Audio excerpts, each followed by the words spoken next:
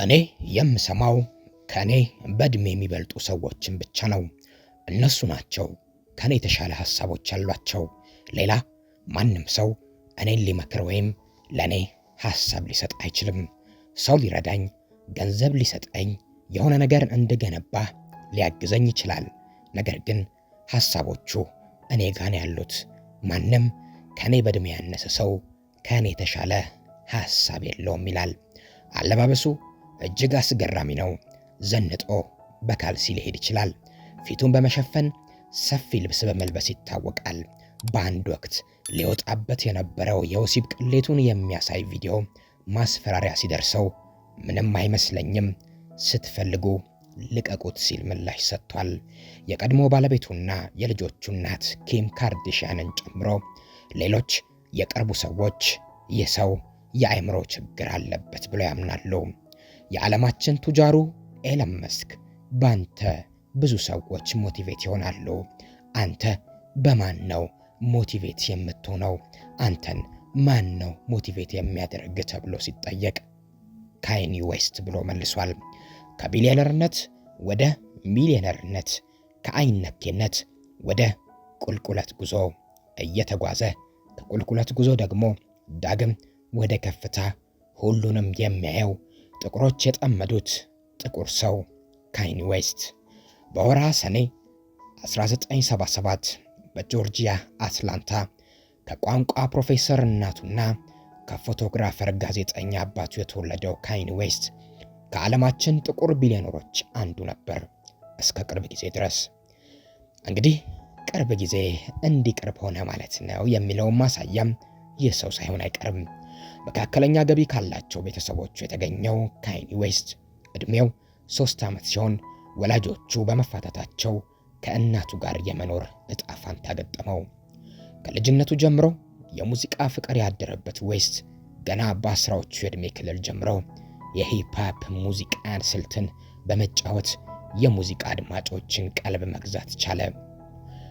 ጥቁር አሜሪካዊው ራፐር፣ ሙዚቃ አቀናባሪ፣ ስራ ፈጣሪና የፋሽን ዲዛይነር ዌስት በተለይም ደግሞ ከጄዚ ጋር በሰራው የአልበም ቅንብርና ተሳትፎ እንዲሁም እነ ቢዮንሴን ጨምሮ ከናስ፣ አሊሻ ኬዝ እና ከሌሎች በሰራው ስራ የዓለምን አቀፍ የሙዚቃ ግራሚ ሽልማቶችን መቀዳጀት ችሏል።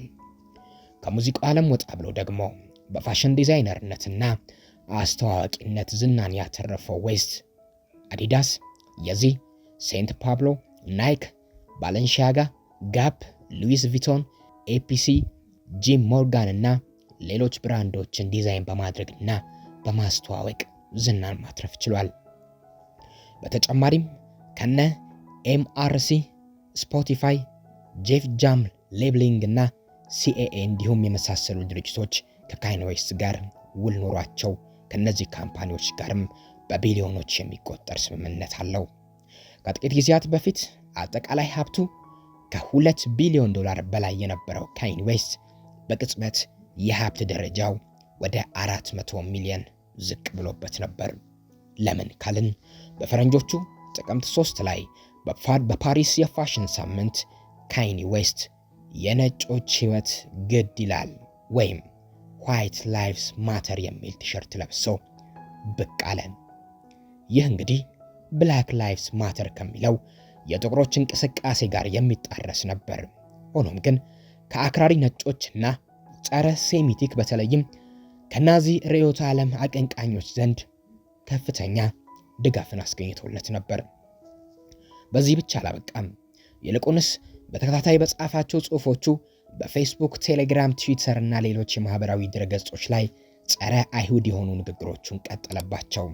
በዚህም ፌስቡክ ጽሑፎቹን ያገደበት ሲሆን በስተመጨረሻም አካውንቱን ዘግቶበታል። ትዊተርም ቢሆን የተለያዩ ጽሑፎቹን ያገደበት ሲሆን ሚሊዮኖች የሚሰሙት የራዲዮ ፕሮግራሙም አድማጮችን አጥቶ ነበር። ከካይኒ ዌስት ጎን በመሆን ለረጅም ዓመታት ሲሰሩ የቆዩ የፋሽን ድርጅቶች አንስቶ እስከ ሚዲያ አጋሮቹ ድረስ ዌስትን አወገዙት። በማወገዝ ብቻ አልተመለሱም። ከሱ ጋር ያላቸውን ግንኙነት ማቋረጣቸውን ገለጹ። የካይኒ ዌስት ሀብት ከቢሊዮኖች ወደ ሚሊዮኖች አሽቆለቆለ።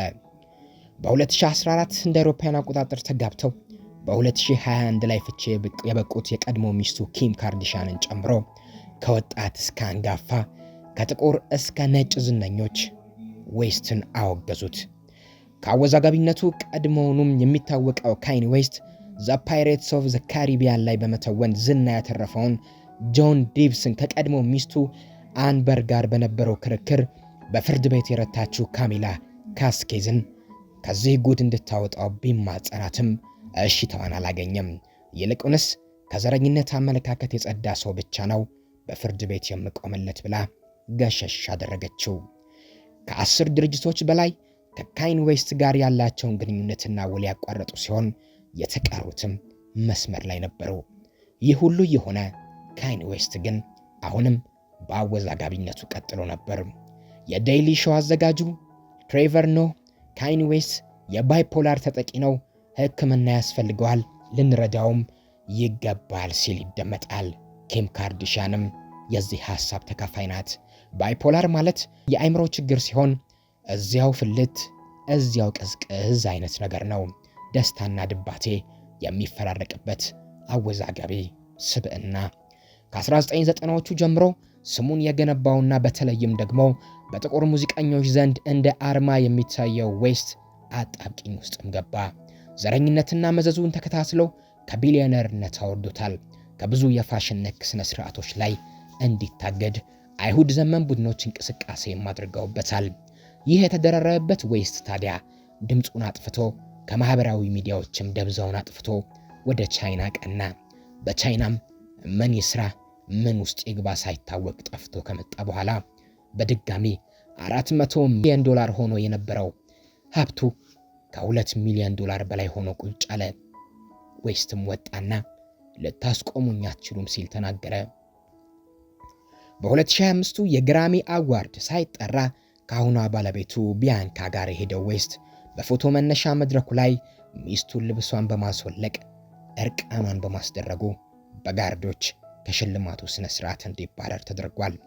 በአንድ ወቅት ዌስት ስለ ልጁ ኖርዝ ዌስት በተመለከተ ሲናገር እንባ የተናነቀው እንዲህ ብሎ ነበር። ከኪም ካርዳሽያን ጋር በትዳር አብረን እያለን አንድ ቀን እንዳረገዘች ነገረችኝ እና ይህንን ንግግር እንደሰማው ሁለቴ እንኳን ሳላስብ ነበር ጽንሱን እንድታስወርደው የጠየቅኳት። የቀድሞ ባለቤቴ ኪም ካርዳሽያን ይህንን እንደሰማች ፈጽሞ እንደማታደርገው ውርጃ የሚባለውን ነገር ጭራሽ እንደማታስበው ነገረችኝና ልጃችን ተወለደች። እንደኔ ውሳኔ ቢሆን ኖሮ አሁን አድጋ የምታዩት ልጄ ኖርዝ ዌስት በሕይወት አስኖርም ነበር። ይህን ሳስብ በዛ ንግግሬ እስካሁን የጥፋተኝነት ስሜት ይሰማኛል። ካይኒ ዌስት ንግግሩን በመቀጠል እኛ ወንዶች በአብዛኛው እንዲህ ነን ይላል። እኛ ወንዶች በአብዛኛው ልጅ ይመጣ እንደማንቀበልና ኃላፊነታችን እንደማንወጣ እንኳን እያወቅን ከሴቶች ጋር ያለ ጥንቃቄ መተኛት እንወዳለን። የሚገርመው እኔ ለኪም እንድታስወርድ እንደነገርኳት ሁሉ ከዓመታት በፊት እናቴ እኔን እንዳረገዘች ለአባቴ ስትነግረው በተመሳሳይ አስወርጅ ብሏት ነበር። ሆኖም እናቴ ይህንን የአባቴን ሐሳብ ተቃውማ እኔ በሕይወት እንድወለድ አደረገች። ይህ እስካሁን ድረስ የሚታይ ጥቂት የማይበሉ ወንዶች ደካማ አስተሳሰብ ነው። ይህን የምላችሁ እኔ ቅዱስ ስለሆንኩ ሳይሆን ከባለፈው ስህተት የተመሬ ለሌላው ትምህርት የሚሆን ነገር ለማስተላለፍ ነው። ስለዚህ ወንዶች እርግዝና ቢፈጠር ለመቀበልና ለኃላፊነት ዝግጁ እስካልሆናችሁ ድረስ ሴቶችን ለእርግዝና ከሚዳርግ ጥንቃቄ አልባ ግንኙነት ራሳችሁን ቆጥቡ በማለት ሕይወት ልምዱን ያገኘውን ምክር ያስተላልፋል። ይህ ሰው ነው ታዲያ አንዴ የዋህ አንዴ አውሬ የሆነ ዓለምን የሚያዛባው ዓለምን የሚያወዛግበው።